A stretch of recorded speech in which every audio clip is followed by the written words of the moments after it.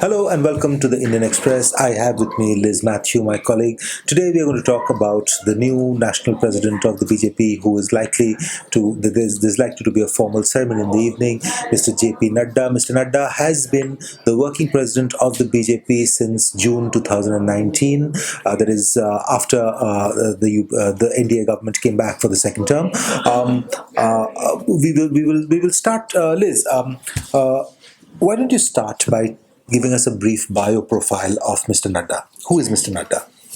Nadda, like you said, he has been the working president of the BJP after Mr. Shah became the Home Minister in Narendra Modi government.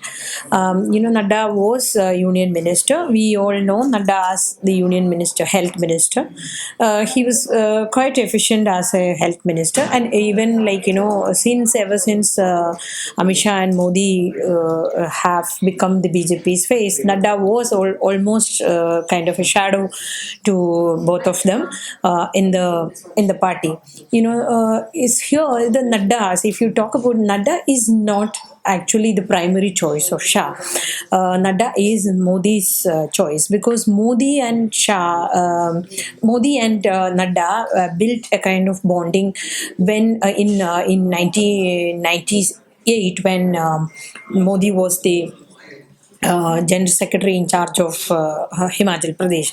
Nadda was the leader of opposition in that 1997 election. Just before the outgoing assembly, BJP had only 9 seats, and after Modi reached there, and in that election, the party won almost 31 seats and came into power. But unfortunately, or fortunately, Nadda could not become the chief minister then.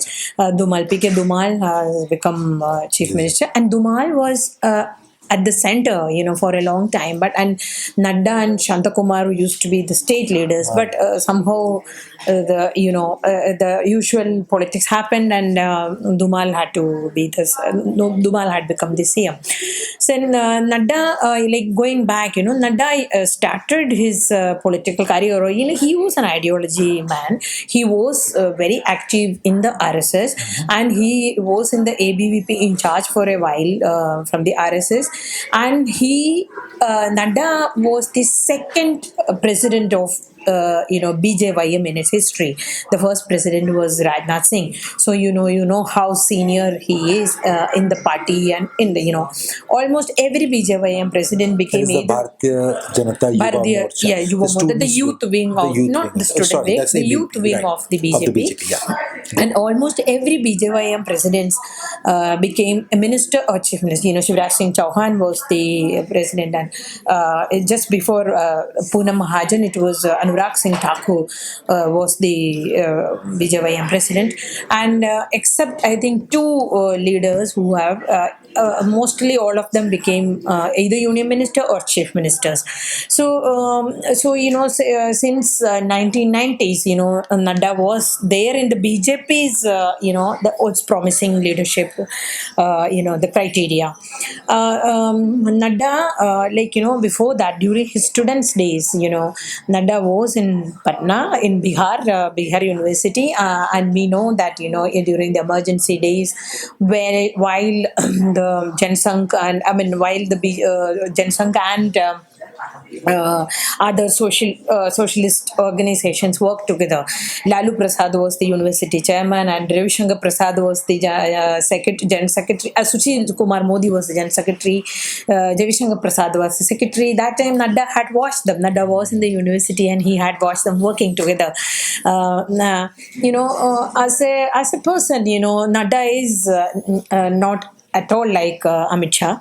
Amit Shah is a disciplinarian, strict, aggressive go-getter, whereas Nadda is a very, mild-mannered and very affable personality. He may be very tough with getting things done, but he will not talk to people very aggressively. He's always smiling, and he will say, okay, we will see, and so that is one reason that, in the BJP, when Amit Shah was the very aggressive face of the party, aggressive leader, and he is like a very strict disciplinarian, and he will get things done as the way he wants. And but that time it was Ramlal ji. Here we all called him Ramlal ji because of his seniority. Ramlal was the organization general secretary, and because he is like a little smiling face, won't interact much, won't give away much, but he would always try for a middle path. Now after Ramlal, the Amit Shah and Modi have chosen BL Santosh, who's again a very strict disciplinarian, and also it's like he's also a very aggressive person. Although he doesn't look like someone, he is. He's a very strict, tough guy. So Great insights, Liz. yeah. So this is what BJP is now. Nadda will be the little softer face, and the Santosh will be wonderful. No, okay, so okay, absolutely fascinating. So as a president, you spoke about the personality. So, will we see a reflection of that personality in the style of his work as well? I mean, what kind of a president would he be as compared to Amit Shah? Because the BJP today is really Amit Shah's BJP. Yeah, it will be like too much if we expect, Nadda to take over as a full-time party president and who will have his way like what Amit Shah used to do. He will not be. It is very sure, at least for a while. Because, Nadda as working president in the last few months, we have seen he was always in the shadow of Amit Shah and Modi. And Nadda is unlikely to, impose himself or something.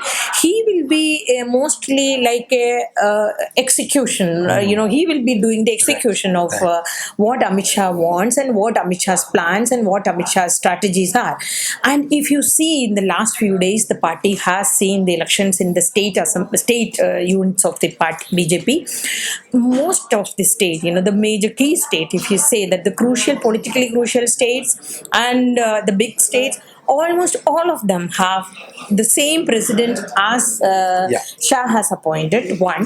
And even those people who are going to be to elect BJP's national president formally, the party's constitution says that you will have to have new elections and new organization in at least 50% of the state. The 50% is over, the other 50, the process will be on.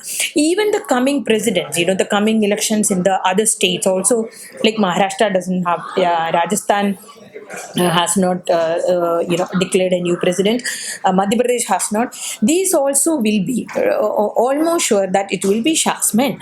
So the organization is more or less it is Shah's, and it will continue. His stamp will be and his imprint will be in there in its functioning for the coming few months at least. But as a party president, we have seen Atal Bihari Vajpayee and Lal Krishna Advani working, two towering figures working, and then Naidu became the president.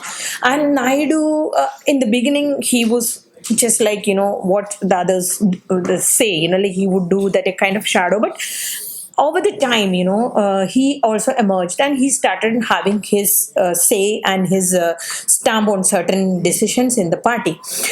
So I think, even if Nadda is not a very person who would like to impose or assertive himself, there will be at least some leaders around him who would be hosting. So definitely there will be another person, if not as strong as Modi or Shah.